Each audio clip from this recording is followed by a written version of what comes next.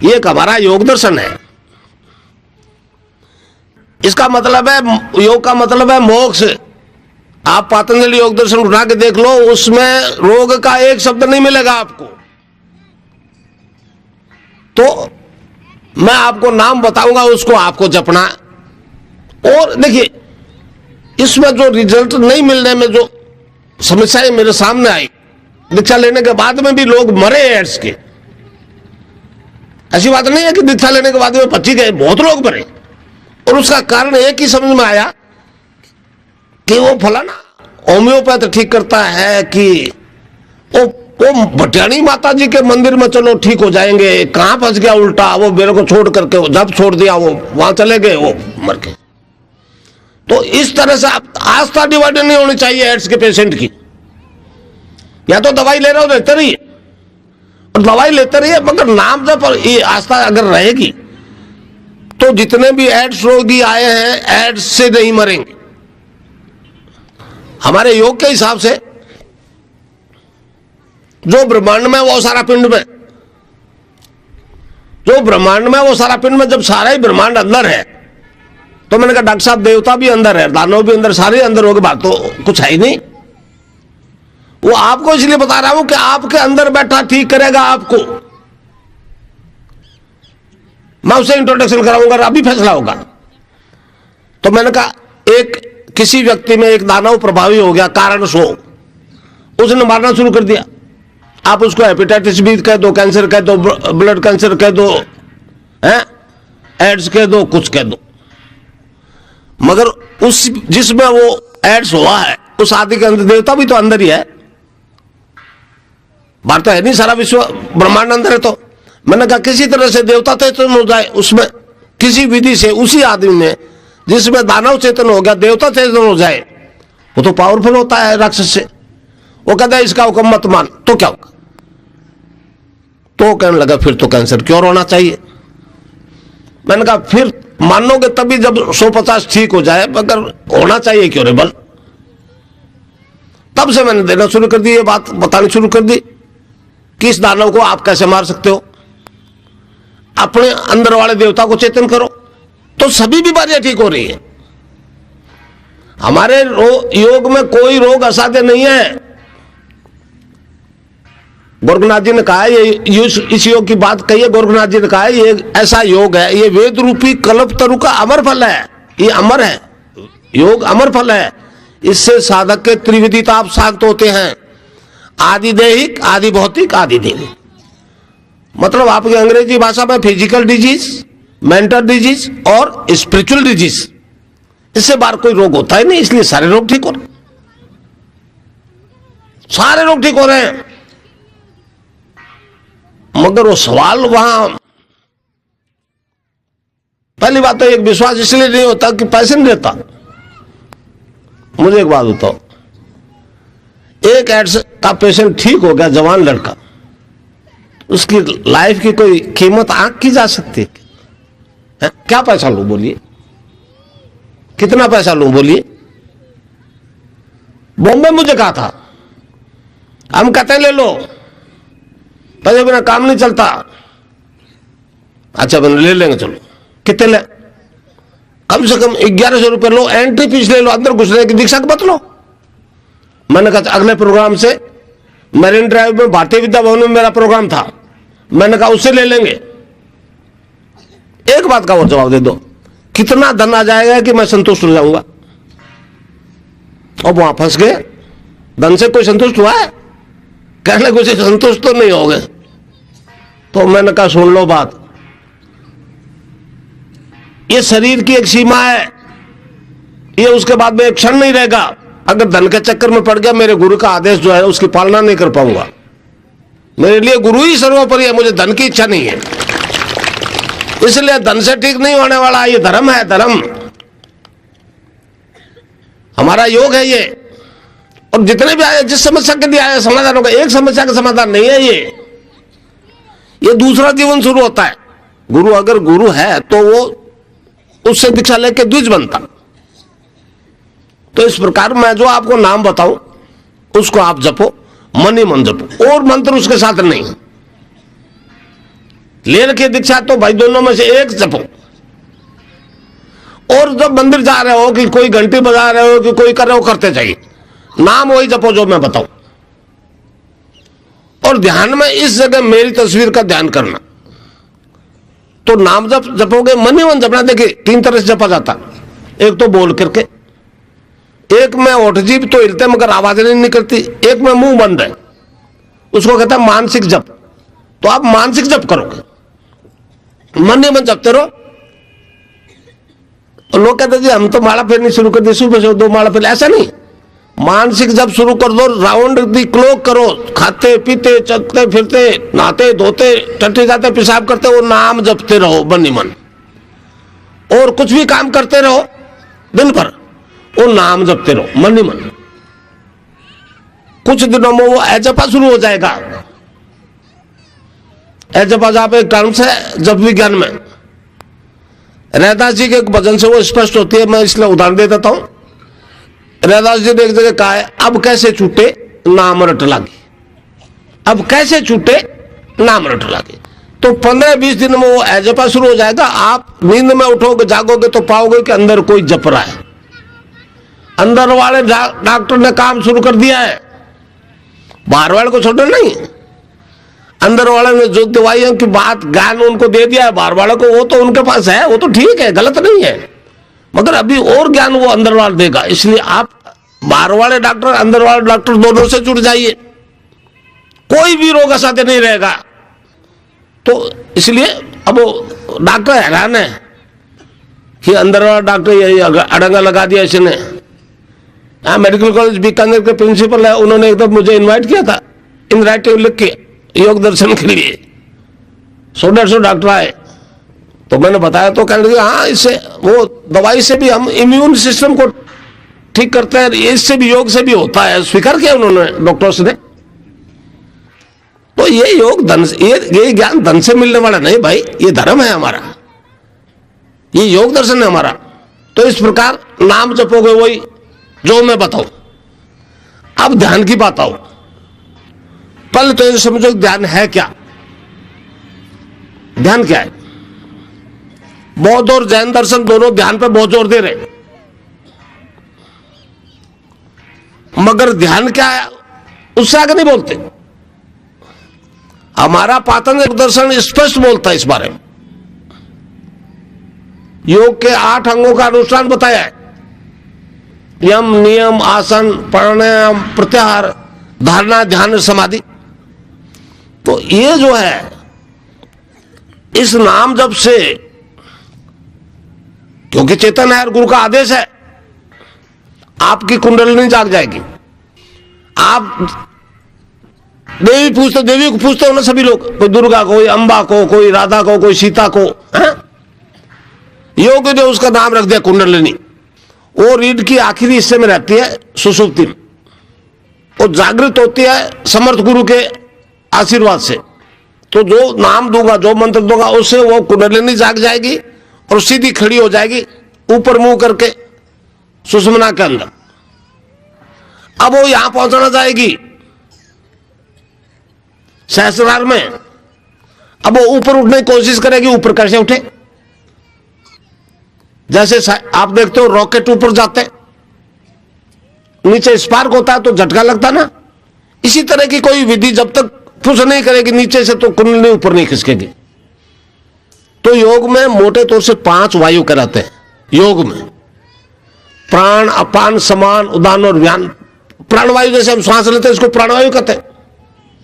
अपान वायु नाभि से नीचे के डिस्चार्ज को फेंकता है बाहर। अलग अलग वायुओं का शरीर में अलग अलग काम है। अब कुंडलिनी रहेगी रीढ़ कटी के आखिरी हिस्से में, और अपान वायु नीचे फेंकता है गंदगी को। बस डिलीवरी हुई, टट्टी पेशाब सब वो अपान वायु नीचे फेंकता है। अब वो ऊपर उठे तो कुंडलिनी को धक्का लगे तो ऊपर आवे, क्योंकि रीढ़ की हड्डी के आखिरी हिस्से में सक्रम पे वो 3.5 आंटे लगा के सोई हुई है। वो जब खड़ी हो जाएगी तब फिर आपको बंद लगना शुरू हो जाएगा। आप आराम से बैठ जाइए और केवल यहां मेरे को देखिए, यहां आज्ञा चक्कर पर मेरा ध्यान कीजिए और नाम जब चालू तो वो कुंडलिनी जागृत हो जाएगी। जागृत होते ही आपका शरीर, प्राण, मन और बुद्धि अपने कंट्रोल में कर लेगी और सारी योगिक क्रियाएं सीधा अपने अधीन करवाएगी। कोई भी साधक चाह करके भी उसमें हस्तक्षेप नहीं कर सकता। तो पहला बंद लगेगा मूलाधार में। अब बंद लग गया, अपान वायु नीचे नहीं जाएगा, ऊपर उठेगा। खास तौर से इसमें रीढ़ की हड्डी की एक्सरसाइज होगी, क्योंकि सुषुम्ना से पूरा शरीर जुड़ा हुआ है, यहां से, इस जगह से। है? इस जगह का ऑर्डर जितने पास हो रहा है पूरी बॉडी में, सारे सिस्टम्स में, तब तक कोई गड़बड़ नहीं। यहां का आदेश मिलना में कोई गड़बड़ आ गई, कोई ब्लॉकेज हो गया, तब फिर सिस्टम गड़बड़ा जाते। इसलिए खासतौर से रीढ़ की हड्डी की एक्सरसाइज होगी। उसी अंग की क्रियाएं करवाई कुंडलिनी जो आपका बीमार है। डायबिटीज वाले का अलग है, अस्थमा वाले का अलग है, गठिया वाले का अलग है। तो इस तरह से जो योग करवाएगी वो उस आदमी की जरूरत क्या है उसी के अनुसार कराएगी। अब आपको कोई जरूरत नहीं है योग की तो नहीं करवाएगी, सीधी समाधि लगेगी, सीधी समाधि लगेगी। अगर जरूर है भाई कोई सिस्टम काम नहीं कर रहा तो फिर उसी अंग विशेष को स्टिमुलेट करेगी, टोन अप करेगी कुंडलिनी। जब तक वो स्वस्थ नहीं हो जाए तब तक वो काम चालू रखेगी। यह योग होगा आपके ध्यान के दौरान। जब आप ध्यान करोगे, ध्यान के लिए एक ही शर्त है, सुबह सुबह खाली पेट ध्यान करो।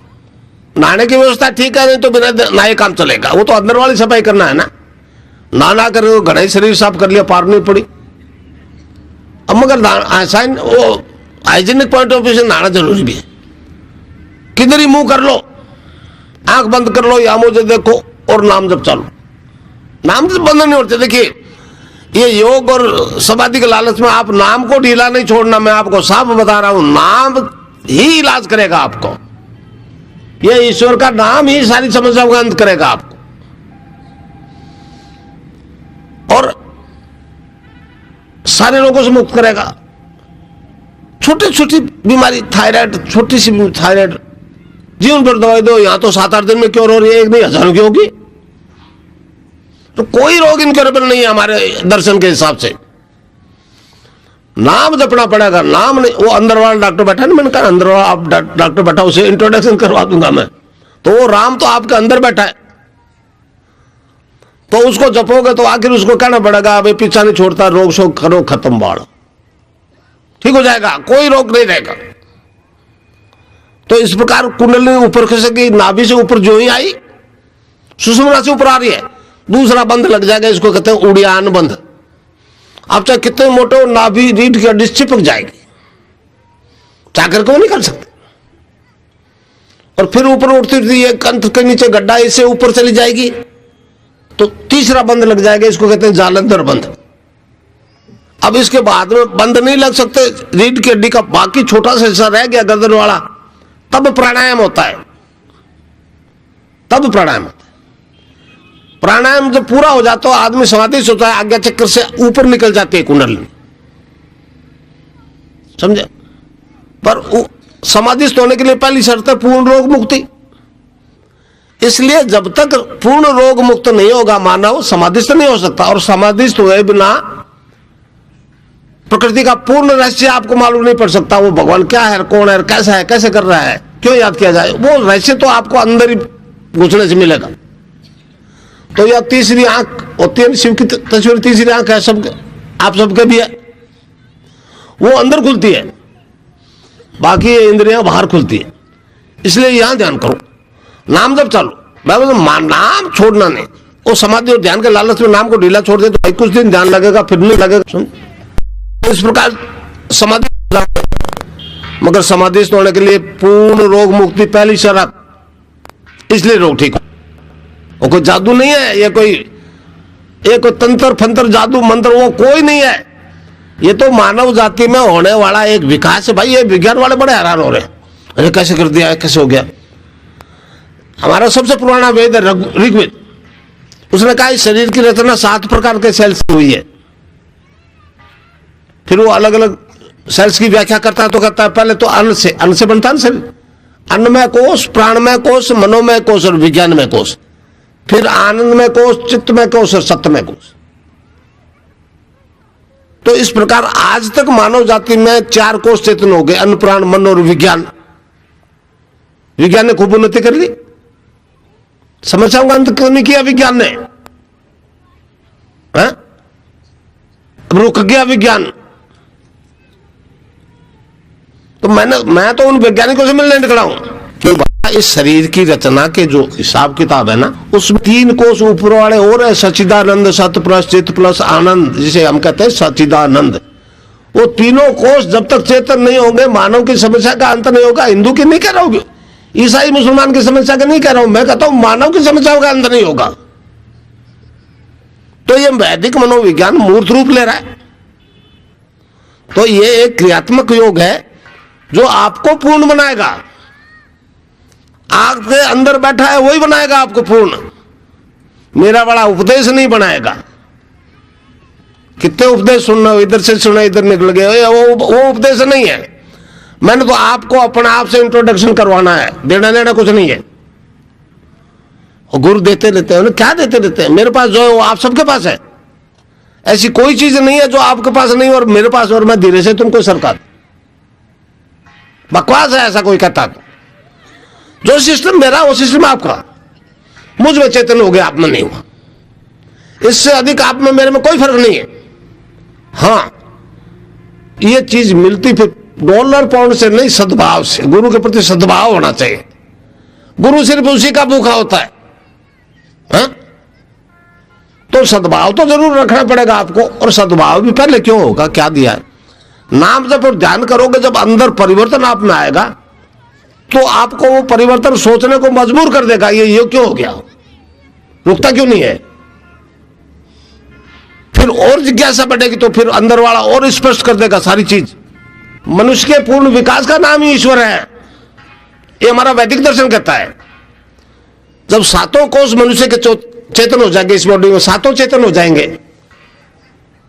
तो मनुष्य वो डिवाइन फॉर्म में ट्रांसफॉर्म हो जाता है। आप यह बड़ी आश्चर्य की बात है। अरविंद ने कहा है कि आगामी मानव जाति दिव्य रूप धारण करेगी। ये ट्रांसफॉर्मेशन वाला सब्जेक्ट है, ये विज्ञान वालों को बहुत अच्छी तरह समझना पड़ेगा, मानना पड़ेगा।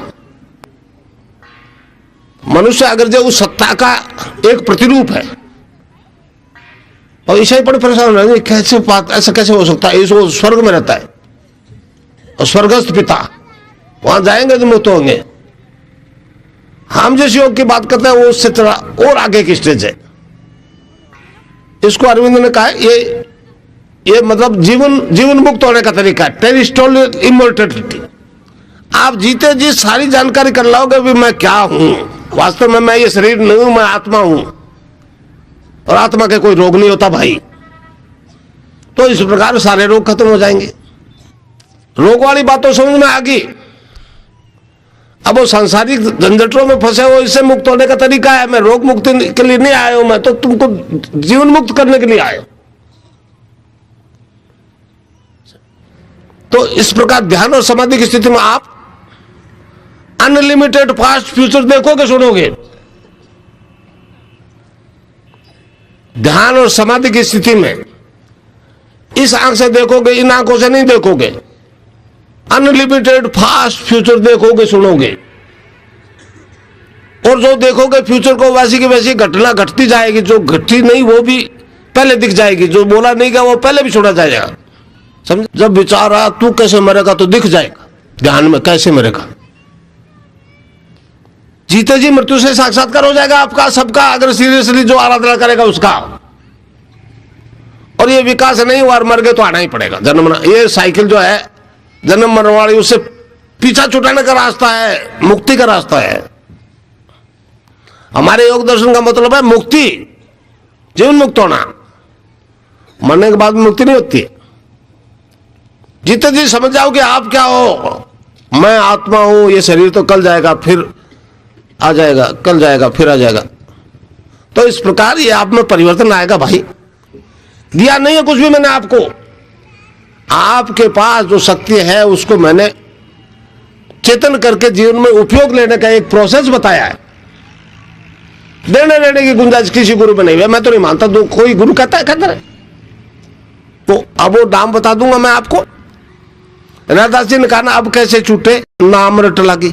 किस नाम की रट लगी बोले नहीं। तो मैं जो आपको नाम बताऊंगा वो आपको जपना है निरंतर, खाते पीते टटते, फिर वो जप शुरू हो जाएगा और ध्यान। अब मैं वो नाम बता दूं आपको जिसको आपको जपना है।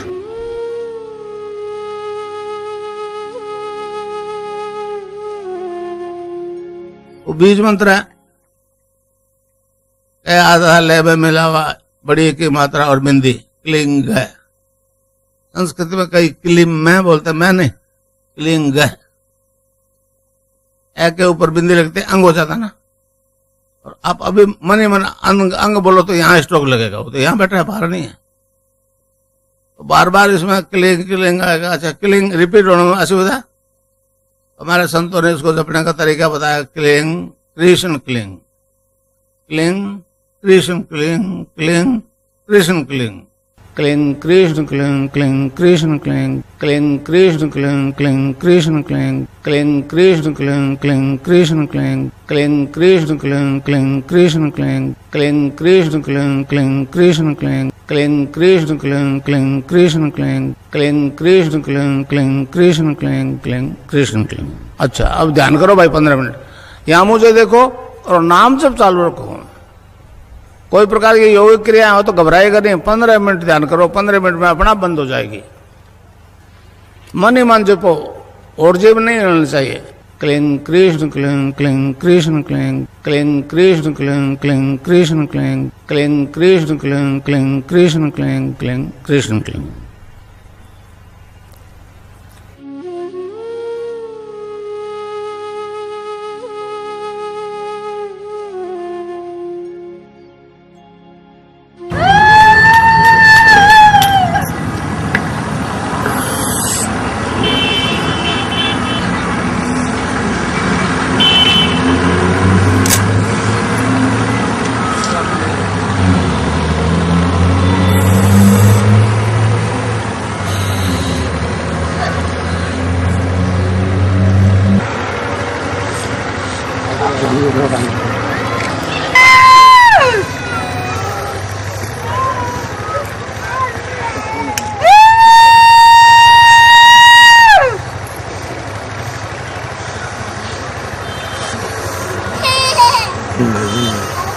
नहीं